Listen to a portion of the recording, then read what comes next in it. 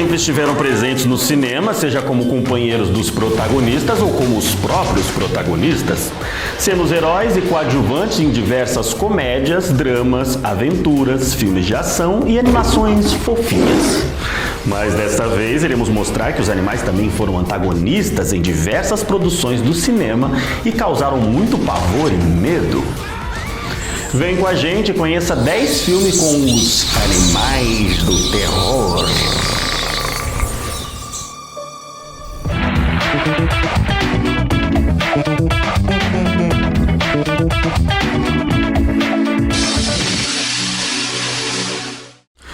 Hello! Estamos de volta com o Cine Pop Art, eu sou o Will Nigma e agora a continuação do tema. Sim, aquele tema da semana passada, se você não viu, era Animais do Terror. Sim, a edição anterior mostramos alguns dos animais antagonistas nos filmes que causam medo e pavor nas pessoas. Nesse já começaremos com um filme que particularmente eu acho terrível, pois eu morro de medo de aranhas, não sei vocês.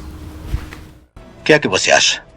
Ataque cardíaco ou uma hemorragia cerebral? A esposa disse que ele foi picado por uma aranha pouco antes do ataque. Aracnofobia. Bom, tá aqui um filme que me causava pânico e até hoje me dá agonia. Está aqui Steven Spielberg de novo, né? Depois de nos aterrorizar com o tubarão assassino, como nós mostramos no programa anterior, agora ele aterroriza quem tem medo de aranhas. E quem não tinha, muito provavelmente passou a ter. Eu vi esse filme quando criança e até hoje eu gostaria de desver isso. Não porque o filme é ruim, muito pelo contrário. Não é isso, é justamente o contrário, né? Pois é aquele tipo de filme que não queremos ver de novo para não sentir novamente aquela sensação angustiante que ele causa na gente. De acordo com dados preliminares, o filme narra a história de Ross Jennings, interpretado por Jeff Daniels, um dos atores mais versáteis que eu conheço, de filmes de ação como Velocidade Máxima, comédias como Debbie Lloyd. Ele já ganhou 2 Primetime Emmy Awards e recebeu vários Globos de Ouro, Screen Actors Guild Awards, né? E indicação ao Tony Award também. No filme, ele é um médico que justamente com sua família vai morar em uma cidade do interior da Califórnia. Quando todos os seus pacientes começam a morrer misteriosamente, né, passa-se a suspeitar gradativamente que as mortes tenham sido provocadas por aranhas que existem lá na sua casa. E o pior de tudo é que o Dr. Ross era aracnofóbico e o que se passa na cidade pode ser a solução para ele acabar com o medo que ele persegue desde a infância, né? Ou ficar mais traumatizado. Eu ficaria mais traumatizado. O filme marca a estreia de Frank Marshall, produtor de vários filmes do Spielberg, como diretor. O filme estreou em 1990. Curiosidades? As aranhas usadas no filme são da Nova Zelândia. Apesar da sua aparência amedrontadora, elas na verdade são inofensivas aos seres humanos. Mesmo assim, eu quero ficar bem longe dela. Pequenos pacotes de mostarda foram usados para criar os efeitos das aranhas sendo esmagadas após serem pisoteadas. O orçamento de Aracnofobia foi de 31 milhões e teve uma receita de bilheteria de mais de 53 milhões. O filme fez muito sucesso posteriormente no mercado de home video e principalmente quando passou na televisão. Apesar do filme ser aterrorizante, né? Curiosamente já passou diversas vezes na sessão da tarde. Pois é, vai entender, né? Talvez seja por isso que eu tenha tanto medo de aranha. Eu vi quando era criança. Eu sempre ficava ligado nos filmes da TV quando eu era moleque e foi assim que eu assisti esse filme. Até hoje pretendo nunca mais ver de novo isso. Se você tem medo de aranha, passe longe. Exceto se você quiser tentar superar esse medo, né? Afinal, as aranhas dos filmes fazem coisas que as aranhas habitualmente não fazem na vida real. Mas só de lembrar. Ai, vamos mudar de assunto. Vamos passar pro próximo filme logo. Vai. Próximo. Chega de aracnídeos, né? Vamos pros mamíferos agora. Sim, os mamíferos são tão fofos. Será que é exceção? Bats. What are you guys experimenting with? They're very special. What exactly? Morcegos, de 1999. Desta vez vamos falar de um filme que mostra mamíferos voadores como os antagonistas. Sim, os morcegos. E o filme conta no elenco com o astro que deu vida a Rich Valens em La Bamba, o astro Lou Diamond Phillips. Lançado em 1999, a trama se passa em uma cidade pequena de Gallup, no Texas, que está sendo atacada por ferozes morcegos. Sem saber como resolver o problema, Toby Hodge, interpretado por Carlos Jacob, pede ajuda a uma especialista, né, a Dina Meyer, uma zoóloga intrigada com o incomum fenômeno, pois morcegos não matam pessoas.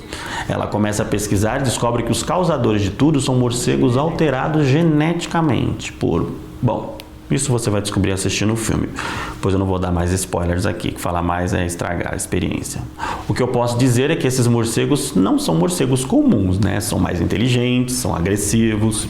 Bom, ao lado de Jimmy Sands, seu assistente e o Emmett Kinsey, né, que é o Lou Diamond Phillips, o xerife da localidade, a Sheila corre contra o tempo para encontrar um modo de deter essas vorazes criaturas. Curiosidades. Morcegos foi o primeiro filme produzido pela Destination Filmes. Em uma das cenas com Gallup, pode-se ver que o filme em cartaz no cinema local é Nosferatu, clássico do cinema alemão. Desde os anos de 1970 que não se via os mamíferos voadores como antagonistas. A maioria das vezes, essas criaturas da noite marcavam presença em filmes de vampiros ou em qualquer filme em que os personagens passam por uma caverna ou em momentos sombrios e diabólicos, enfim. Os morcegos não tiveram uma carreira de longo sucesso na indústria do cinema, tendo apenas participações bem pontuais, assim como os pássaros, mesmo o clássico do Hitchcock, que já citamos aqui no primeiro programa, sendo um dos grandes filmes de sua carreira, ao contrário dos tubarões, os crocodilos, cobras, ursos e outros animais, como os próximos que citaremos na sequência, e esses animais já foram retratados no cinema de diversas formas, como heróis, vilões, sendo protagonistas, coadjuvantes, mas no próximo eles roubam a cena de atores consagrados como Michael Douglas e Val Kilmer. Já sabe de que filme o animal estou falando? Confira.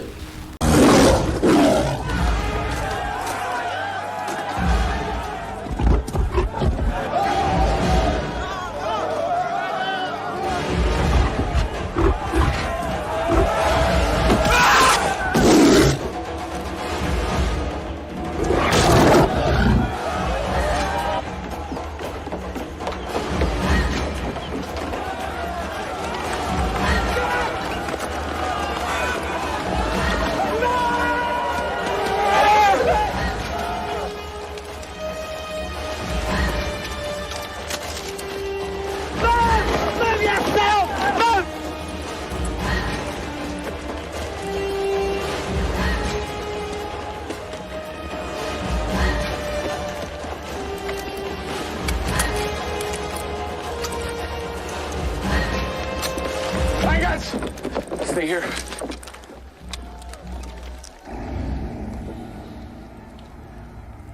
No final do século XIX, o engenheiro vai para a África construir uma ponte, mas acaba se deparando com 2 leões assassinos que aterrorizam os operários, pois várias vítimas são feitas e mesmo com a chegada de um experiente caçador, as mortes continuam.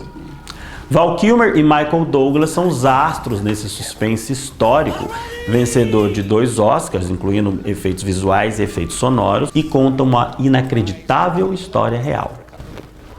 A Sombra e a Escuridão é a segunda versão cinematográfica do livro de J.H. Patterson e foi anteriormente filmado em 1952, tendo recebido o título de Buana, o Demônio. Peraí, Buana? Interessante, será que era disso que a Rita Lee estava falando naquela música? Buana, Buana, me chama que eu vou, sou sua mulher robô, teleguiada pela paixonite, que não tem cura. Não, acho que não tem nada a ver. Foi só um devaneio aqui. Bom, vamos voltar pro vídeo. Of Africa. I love Africa. I've always wanted. Como já disse, o filme é a adaptação de um livro que foi inspirado na história real dos incidentes de Tsavo, em 1898, onde aconteceu uma disputa entre franceses, alemães e britânicos para tomarem posse do continente africano. Estando em vantagem, os britânicos encarregavam o engenheiro britânico John Patterson, interpretado pelo brilhante Val Kilmer, para supervisionar a construção da ponte que passa acima desse rio, o rio Tsavo. Naquele lugar, 2 leões começavam a atacar os operários. Os leões eram tão agressivos que alguns dos nativos deduziram que eles não eram animais, e sim espíritos dos curandeiros mortos que vieram para aterrorizar o mundo, enquanto outros pensavam que era o demônio que havia vindo para impedir o avanço do progresso, olha só. As feras são batizadas de A Sombra e a Escuridão. Diante dos ataques, e contando com a ajuda do caçador Hamilton, o Michael Douglas, o engenheiro se lança numa missão desesperada para dar fim a esses animais. Val Kilmer já era um ator de sucesso quando interpretou o personagem nesse filme. Seu currículo inclui seu papel de Iceman em Top Gun de 1986 com Tom Cruise e mais recentemente em Maverick, a continuação. Além de Willow na Terra da Magia, a sua magistral encarnação de Jim Morrison no filme The Doors de 1991, Doc Holliday em Tombstone e, claro, Batman em Batman Eternamente de 1995. Val Kilmer conta também que estava em uma caverna quando recebeu o convite. No documentário autobiográfico Val, disponível no Amazon Prime Video, Val Kilmer relembra que estava na África explorando uma caverna de morcegos, enquanto seu agente tentava contatá-lo para saber se ele queria ser o Batman. Ele disse, abre aspas, fiquei em choque, não acreditei, era um sinal, disse o ator. Michael Douglas também é um grande ator e já era veterano quando dividiu a cena com Val Kilmer no filme. Filho de outro veterano, Kirk Douglas, seu filme mais marcante talvez seja Instinto Selvagem com Sharon Stone, mas para mim o mais marcante foi Um Dia de Fúria. Eu tive um professor de matemática no ensino médio que era chamado de Antônio. Ele era professor de matemática, né? A matéria que eu mais odiava, mais tinha pavor, né? Nunca fui bom com números, olha só. E ele se vestia como Michael Douglas nesse filme, né? Ele usava uma bendita maleta preta e eu jurava que um dia ele ia abrir aquela maleta e ia estar cheia de armas ali, ele ia atirar em todos os alunos que estivessem fazendo bagunça. Eu ficava quietinho na aula dele. Michael Douglas ganhou o Oscar de melhor ator em 1987 pelo filme Wall Street, com os nomeados Marcello Mastroianni, Jack Nicholson e Robin Williams. Teve como parceiros habituais Kathleen Turner e Danny DeVito, com quem ele trabalhou em pelo menos uns 3 filmes aí.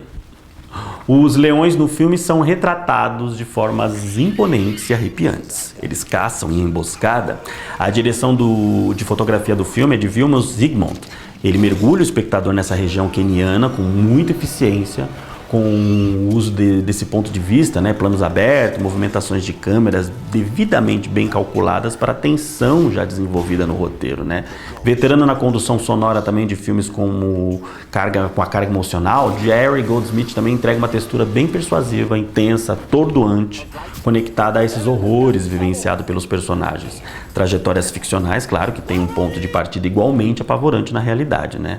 Para funcionar ainda melhor, A Sombra e a Escuridão conta com um trabalho bem realizado no design de som, assinado pelo Gary Mudhine, responsável por manter os leões fortemente presentes mesmo quando a câmera não contempla as criaturas em sua totalidade no enquadramento, né? Os efeitos visuais supervisionados pela equipe de Tim McGovern completam esses requisitos visuais bem necessários para fazer essa narrativa ser bem sucedida visualmente. O filme é um deslumbre, uma fotografia maravilhosa. Assistam. É aterrorizante, mas é bonito.